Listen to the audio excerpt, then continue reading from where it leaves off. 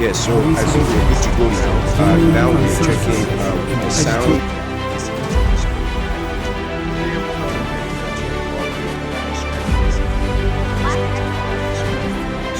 This is Up Naija. You're welcome once again to another wonderful and exciting episode of Up Naija, your favorite number one social commentary show where we learn a whole lot about our country Nigeria, some of the challenges we have.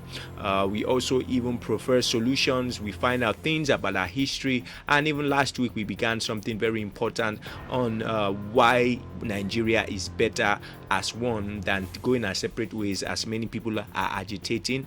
And there we have another wonderful and exciting episode for us all again today, and we're going to still be continuing on that series on why Nigeria is better together.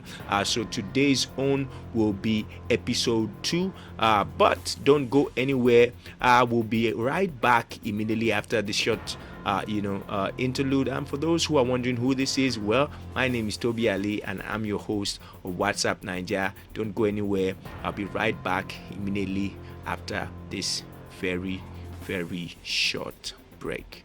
Don't go anywhere.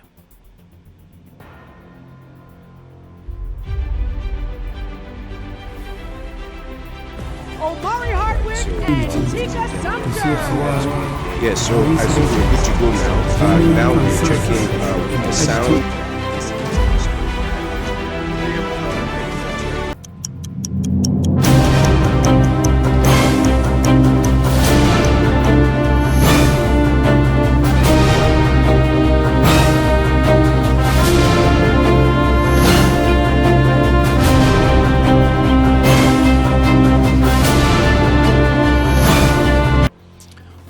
So we are right back, and we are going to be continuing, like I said, on what we discovered last week on why Nigeria is better together. This is a case for one Nigeria, and we looked at our DNA last week, but today we are going to be looking at something even very important. So let's just go straight into it.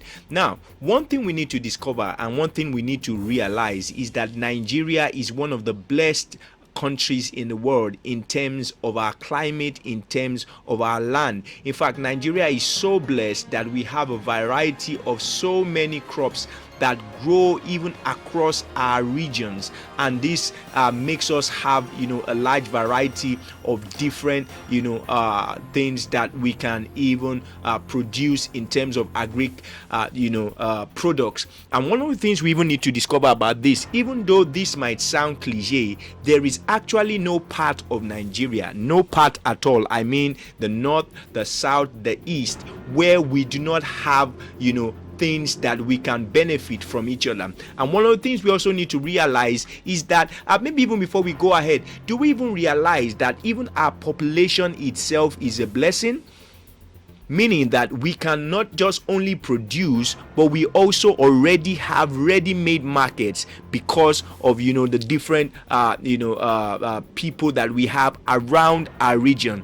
And it's also very important for us also to understand that one of the reasons why we actually need ourselves in terms of we staying together, the north, the south, and the east, is that each region has its own contribution. Each region has what it offers. And one of the first things we need to even realize is that, for instance, the northern region seems to be the driest region, where there is not enough rainfall, where there are also arid regions, but those types of soil also have its own peculiarities and has its advantages of the kind of crops that they can grow, which we are going to be discovering as we go. And the rainfall in the south is the heaviest, and here we have very short dry seasons. So that alone should already even let us see how the north and the south can already complement themselves in terms of climate, which is a blessing. Now, some people might even be wondering, some of the things that is even a fundamental problem with us right now in Nigeria is the migration of the Fulani herdsmen, people who are giving into cattle, who rear cattle and looking for farmland, and they've been coming across towards the south. Now, so one thing many people don't even realize is one of the challenges and reasons for this is because there is some something going on right now that the government has not taken care of, which is desertification. So there's a lot of desertification happening in the north, which is causing them not to have enough vegetation or enough grass to be able to feed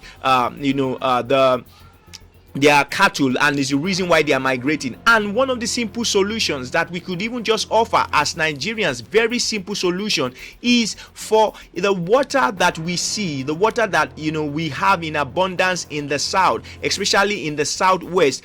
It is possible for us to actually, the same way in which we pump and the same way in which we have petroleum pipes, we could actually get water even from the Atlantic Ocean and desalinate the water, which will give us raw material of salt, where we also now have water, and this water will be pumped even to the north and will cause and we use for irrigation, so that even these people who actually need grasses for their cattle could actually even ranch them. So do we already see how the south can even complement the north, and how the north also needs the south? We both need each other, but there's still a whole lot more that we'll see even as we go on. Let's look at some other reasons why we are so blessed in this country. Now, if in case you don't even realize, many times people just think, oh, they not have nothing to offer, there's nothing they have to offer. If you see this picture that you can see just behind me over here, you will realize that these are the famous, the world famous granite pyramids, which have almost become extinct. But do you actually know that there was a time in which Nigeria was solely dependent on export of things like this? And many of what we had in terms of revenue came from even the exportation that we got even from granites. And these are granites that are, where are they produced? They are predominantly produced, right? They are predominantly gotten from the northern part of the country. Now, in case you don't even also know, beyond even just granite, there are a whole lot of things that the north, in terms of food items, can actually even offer even Nigerians. We have things like cotton also. We even have cowpea. We have granites. We have sorghum. We have millet. And a whole tomatoes, onions, potatoes. I want to ask you a question. This predominantly because of the type of soil and temperature and climate that the north has. This makes it favorable for them to be able to produce this. So it's not that the north doesn't have anything to offer. There are things to offer. So imagine some of the advantages we have in from the north, and this also excludes cattle and so many other things that can be found in the north. And just in case you don't also even realize, even in the north there are many natural resources that are found there. Nigeria is so blessed. So now, not just only the north, even in the east. In the east, there is a whole lot of rubber that is gotten here, and not even just only rubber, also palm oil. Now, for those who even don't know, or those who are not even familiar even with some things, do you even know that as in the 70s, right? In fact, let me even just say this for many of us that might not even have an idea of how Nigeria was many years ago. Do you even know that in the early 60s, in the 60s and the early 70s, right? Our principal export crops, right, that used to fund our economy was cocoa, cotton, groundnut oil, and rubber.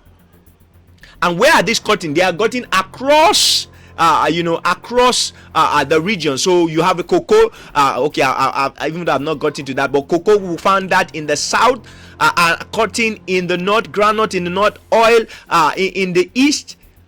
So rubber. So do we understand how this whole region actually, when before a lot of divide and rule, a lot of discord, and a whole lot of craziness started happening, this is how we all used to contribute to make this nation great. And just in case you don't know, it's really sad that in the early 70s, Nigeria was even the world's largest exporter of groundnuts in the whole world. Can you imagine that? Can you beat that? Right? And where was this groundnut gotten from? This groundnut was gotten from where? From the north.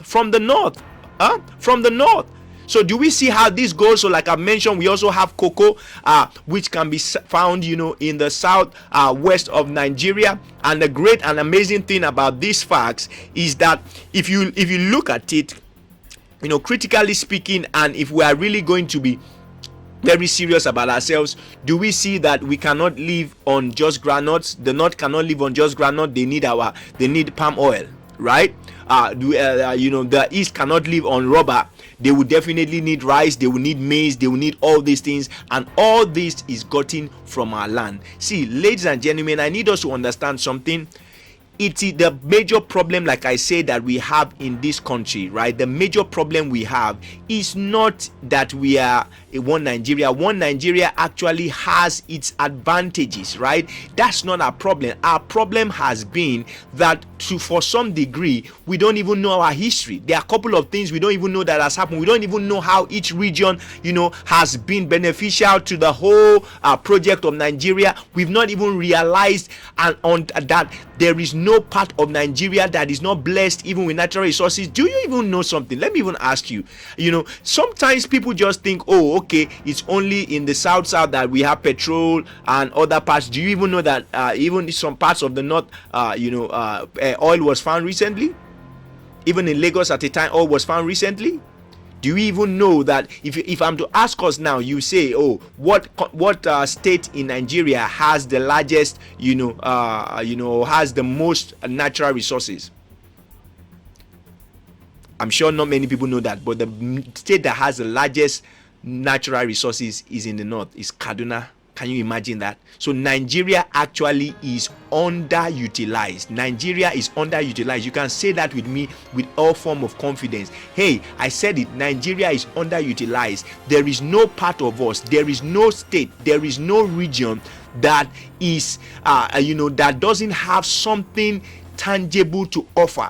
So ladies and gentlemen, I want us to realize and understand this, that even as a whole, even as a complete region, a complete nation, we have all to gain. Guess what? Because in terms of crops, we have different things that we can contribute, both for cash crops for exportation and for crops for what we can eat. So Nigeria has no business even importing any food item because we have it across all our regions, but for some reason we have not gotten that to work like how it used to work before. And if I'm to even give this government some level of advice, hey, beyond trying to get people who are agitating, can we even have a campaign to let people realize how good we are together? And can we even begin to utilize our resources? Let one region not be the only one contributing and the others are just lazy and not doing anything. Let's come together. Let's build this nation. We are so blessed. We have so many things to offer together, and I'm sure that even as we do this, we will see even greater things come out of this Nigeria. I mean, Nigeria, we have no business being hungry. No Nigerian has any business being hungry, because you know what? We have all the kind of food that we need, even all over our land. So, ladies and gentlemen, this episode, even though it's one of the shortest, I just want us to realize and see the reason why it's very important for us to see how the whole region as Nigeria contributes to even the greatness of this nation, and how every region, every sector, every state has something to offer. God bless Nigeria. Till I see you again next time. It's your host Tobi Alli of WhatsApp Nigeria. Let's spread the word and let people know that Nigeria will succeed in this our time. God bless you, and God bless Nigeria.